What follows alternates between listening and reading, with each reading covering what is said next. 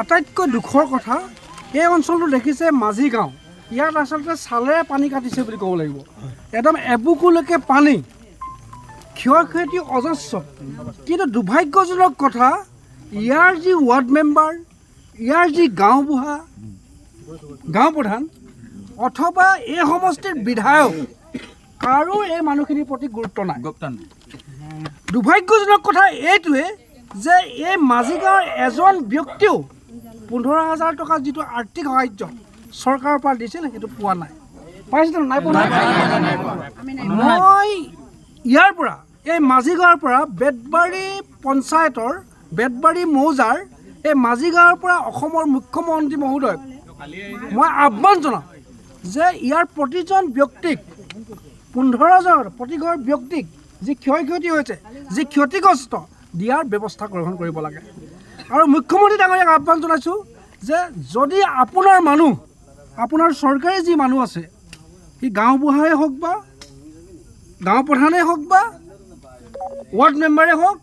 বা বিধায়ক বা ইয়াৰ অভিভাৱক মন্ত্ৰীজন নিজে আহি ইয়াত পৰিদৰ্শন কৰি চাই গ'লে আচলতে পৰিস্থিতি অনুভৱ কৰিব পাৰিব চবেতো এডিঙিলৈকে আছে মানুহ হয়নে গোটেই ক্ষয় ক্ষতি হৈছে গৰু ছাগলী মৰি চব শেষ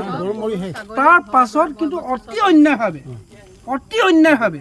এই মানুহখিনিক এঘৰো এটা ঘৰৰ মানুহক এই 15,000 আৰ্থিক সাহায্যটো পোৱা নাই ইয়াৰ বৈষম্য নহয় ইয়াৰ ৰাজনীতিকৰণ কৰা হৈছেনে মই অভিভাৱক মন্ত্ৰী বিমল বৰাক ঘূৰিব কৈছোঁ ইয়াত যে আপুনি বহি লৈছেহি বহি লৈ যে আপুনি ঘূৰি আছোঁ বুলি যে কৈছে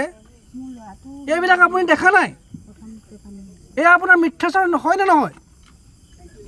এই কথাটোৱে এই জেগাৰ পৰা এই স্থানৰ পৰা আচলতে আমি অভিভাৱক মন্ত্ৰীজনক সুধিব খুজিছোঁ জলসম্পদ মন্ত্ৰী নিজেই এই সমষ্টিৰ বিধায়ক অৰ্থাৎ এই মানুহখিনি আজি তাৰিখত বঞ্চিত গোটেই ডিমৌ সমষ্টিৰ যিমানবোৰ অঞ্চল আমি দেখিছোঁ চবতে ৰাজনীতিকৰণ হৈছে হয়নে ৰাজনীতিকৰণ হৈছে কিছুমান অঞ্চলত কিছুমানে পাইছে কিছুমানে পোৱা নাই কিন্তু ইয়াততো এজন ব্যক্তিও পোৱা নাই এঘৰ মানুহো পোৱা নাই ইয়াৰ 60 ঘৰ মানুহ আছে 60 ঘৰ মানুহ আছে 60 ঘৰক আপোনালোকে সমীক্ষা কৰক জৰীপ কৰক আপোনাৰ এই যিটো আৰ্থিক সাহায্য এই বানপীড়িত মানুহৰ য'ত মানে পানীৰ ককবকাই আছিলে কিছুদিনৰ আগত সেই মানুহখিনিয়ে এতিয়ালৈকে এটা কৰিও আপোনালোকৰ পোৱা নাই আনকি আপোনালোকৰ যে CM কিটটো ইয়াত পোৱা নাই পাইছে নেকি নাই পোৱা গতিকে ইমান ডাঙৰ বৈষম্য ইয়াৰ প্ৰশাসন হয়নে নহয় মুখ্যমন্ত্ৰী ডাঙৰীয়া গতিকে আমি ইয়াৰ পৰা আপোনাক এই কথাটো ক'ব খুজিছোঁ আপুনি যে কৈ আছে যে ৰাইজে এতিয়া নিয়ন্ত্ৰণত আহিছে গতিকে আমি চব সহায় কৰিম এতিয়ালৈ কৈছে নহয় আপোনালোকে জানে নাজানে যে ৰাইজে বোলে একো নকৰিলে বোলে এই কথাটো কৈছে ৰাইজে নকৰা হ'লে প্ৰথম 7 দিন বা 10 দিন বা 12 দিনে হওক যদি ৰাইজে পানী এটুপি নিদিয়া হ'লে বাচি থাকিলে কেৱল ৰাইজৰ কাৰণে ইয়াত বাচি আছে গতিকে এই বৈষম্যটোক আমি দেখাই দিলোঁ মোৰ লগত বিদ্যুৎ শইকীয়া আছে বিদ্যুৎ শইকীয়াও কথাটো কৈছে আমাৰ কৃষক মুক্তি সংগ্ৰাম সমিতিৰ জেনেৰেল ছেক্ৰেটাৰী বিদ্যুৎ শইকীয়াও এই কথাটো কৈছে গতিকে চাওক আমি যদি মিছা কৈছোঁ এই মানুহখিনি আহিবি নিজে ঘূৰি চাওক আপোনালোকে আপোনাৰ বিভাগীয় মানুহ ইয়াত পঠিয়াই দিয়ক হয়নে নহয় কওকচোন ঘৰটো এটা পইচা পোৱা নাই বাপৰে বাপ কি ধৰণৰ অন্যায় এইটো চাওকচোন কি ধৰণৰ এইটো বৈষম্য এইখন কি চলিছে চৰকাৰ চলিছে নেকি থাকিব ত্ৰিপাল এখনো পোৱা নাই আপোনালোকেতো সেই তেনালী কিনাৰটো এনেকৈ পৰি আছিলে নহয় জানো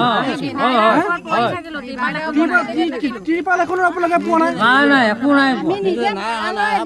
মুখ্যমন্ত্ৰী ডাঙৰীয়া শুনক ৰাইজে কৈ দিছে এইবিলাক ত্ৰিপাল এখনো পোৱা নাই আপোনালোকে আৰ্থিক সাহায্য 15,000 পোৱাই নাই আৰু আপোনালোকে CM কিটৰ ৰিলিফটো পোৱা নাই আপোনালোকক জীয়াই ৰাখিলে কেৱল ৰাইজে হয়নে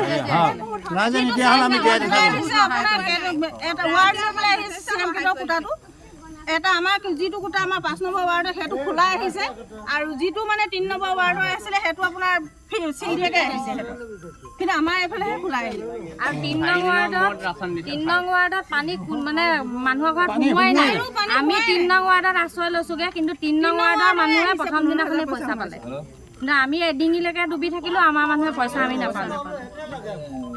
মই মুখ্যমন্ত্ৰী ডাঙৰীয়াক আহ্বান জনাইছোঁ যে এই মানুহখিনিৰ প্ৰতি আপোনালোকে অলপ সদয় হওক যিহেতু আৰ্তজনৰ কাষত আপোনালোকে থাকোঁ বুলি বৰ মানে দম্ভালি মাৰি থাকে কিন্তু এইটো চাওক আপোনালোকৰ ইয়াৰ প্ৰশাসন আপোনালোকৰ বিষয়াৰ প্ৰশাসন, আপোনালোকৰ বিভাগৰ এই প্ৰশাসন। গতিকে এই বৈষম্য কিয় এই কথাটো মুখ্যমন্ত্ৰী ডাঙৰীয়াই ক'ব লাগে। আৰু আমি আশা কৰিম, আমি আহ্বান ৰাখিম বিশেষকৈ অভিভাৱক মন্ত্ৰীগৰাকীক অতি শীঘ্ৰে এই মানুহখিনিক আচলতে 15,000 যিটো আৰ্থিক সাহাৰ্য পোৱাৰ ব্যৱস্থা কৰিব লাগে, হয় নহয়?